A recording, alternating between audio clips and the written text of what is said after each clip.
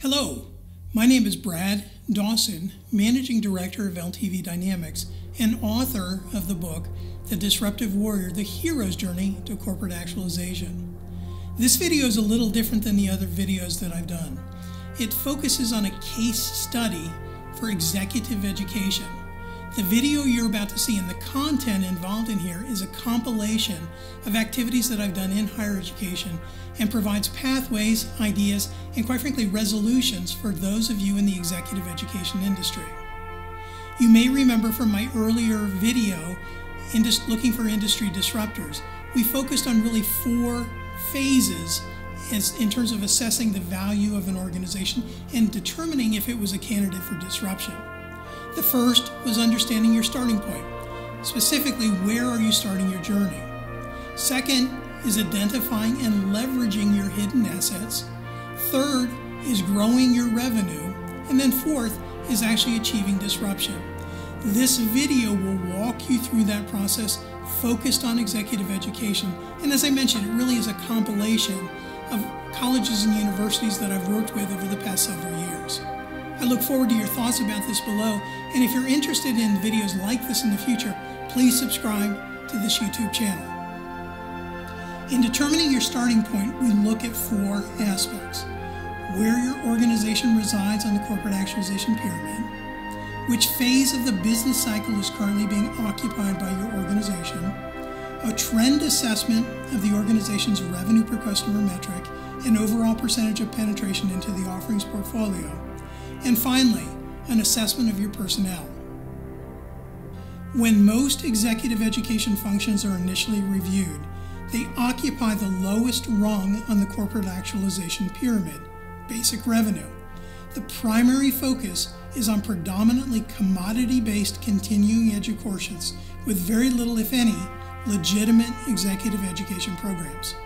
From a business cycle perspective, most universities fall loosely into the reinvestment phase of the cycle. The reinvestment attitude, again for most universities, is their reaction to stagnating or dropping executive education revenues and infinitesimal profit margins. And while some universities are opting out entirely from the executive education market due to a lack of revenue traction, a few bold players are seeking to increase their investments, building for a new and very different business cycle. From a trend perspective, for most universities, penetration into the course offerings portfolio is down, due in part to both lower levels of enrollment and a vast array of programs that many universities still have on their books but no longer offer. Likewise, the revenue per customer metric is also down, although in fairness, most universities have a difficult time finding ways to measure this particular metric. From a personnel perspective, most exec ed staffs are comprised of delivery-oriented, long-term university employees. In fact, the makeup of some groups can include people that have been with the university for decades.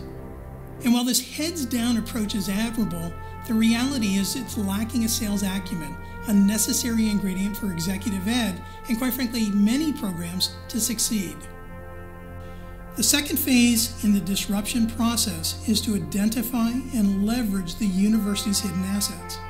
In addition, in this phase, we attempt to assess new technologies in the market and conduct a competitive assessment, understanding what other competitors are offering in the marketplace.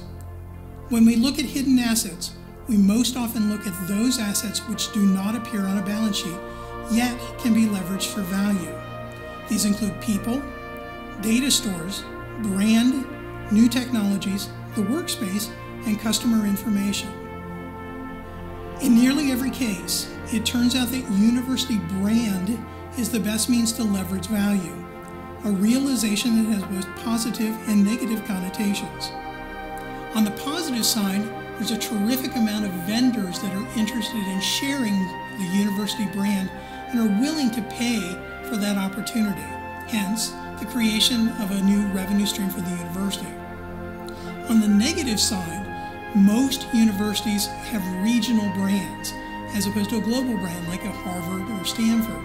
Accordingly, outside of that regional market, the brand of the university is either not well known or is confusing as people look to decide whether or not that university makes sense for their executive education needs. From a technology standpoint, there are nearly unlimited opportunities to utilize certain online learning platforms. Yet, in nearly every case, universities are unable to leverage these new technologies as it impacts their ability to support those environments. Further, the real competition in the space is not other traditional universities, but corporate universities, entities that have resources to provide these new, more flexible online learning platforms and are not constrained by those imposing accreditation requirements. As universities have stricter rules about accreditation, there's often a significant lag from when an idea becomes a legitimate course or program.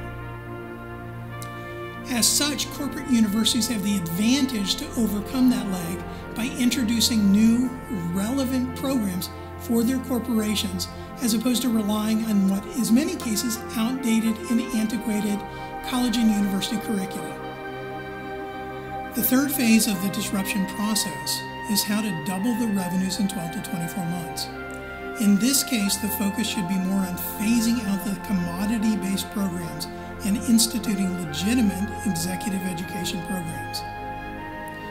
And while revenue growth remains the primary driver for executive education, in many cases you're really looking to do a replacement of those commodity programs until you have a strong enough revenue foundation. The value proposition, as we have found, is a constant work in progress and needs to be focused on providing differentiated educational opportunities that can augment the activities of a client's corporate university. The content must be relevant, nuanced, and have an immediate impact on the corporation's workforce. The customer attribute model likewise is a constant work in process. At a minimum, we know that a viable client must have an established learning and development function. This stability in a corporation ensures that the leadership understands the value of education. Beyond that attribute, we look to approach corporations that are undergoing a great deal of change, both good and bad, recognizing that education is going to be part of their change solution. So what did we achieve for our higher education clients? In these cases, disruption took on both a short-term and long-term perspective for each of our client universities. From a short-term perspective, we identified up-and-coming topics that could lead the new thinking for the various industries and competitively sought to find vendors and faculty to provide short course programs for these topics. Areas that were identified and resolved including artificial intelligence, risk measurement, augmented reality, and other areas that were not formalized into the current university's accredited curriculum. These new programs provided a means for the executive education to leapfrog other universities by offering content that was not something that was readily available to our local competitors. From a long-term perspective, we understood that in the absence of a global brand, we had to build brand. We were not Harvard, and in nearly every case, the universities were relative unknowns outside their regional markets. Our first step was to identify those C-suite positions that had recently been created to oversee and leverage the hidden balance sheet assets.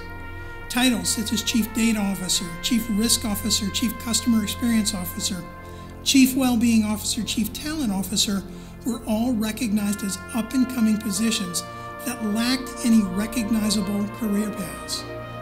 The next step was to align with existing C-suite professionals of large, recognizable corporations that already had these titles. The concept was easy.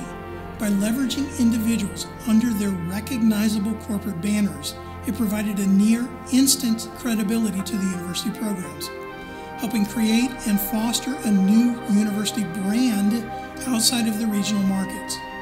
In short order, we created a series of advisory councils that consisted of individuals from such companies as Microsoft, Wendy's, Shell Oil, Coca-Cola, and nearly 100 other vested and knowledgeable industry leaders. Finally, using the skills of the advisory council, programs were established to provide training for individuals interested in becoming C-suite executives.